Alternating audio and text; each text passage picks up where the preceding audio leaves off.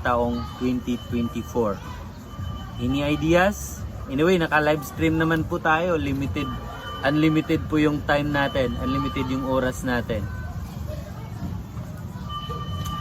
Share nyo na.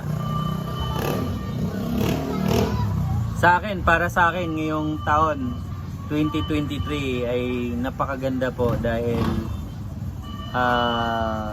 po sa blessing ni Lord sa mga taong nagtiwala, sa mga taong sumusuporta sa atin. Lalo na sila ni Sir Edgar, Ma'am Yuji, ayan.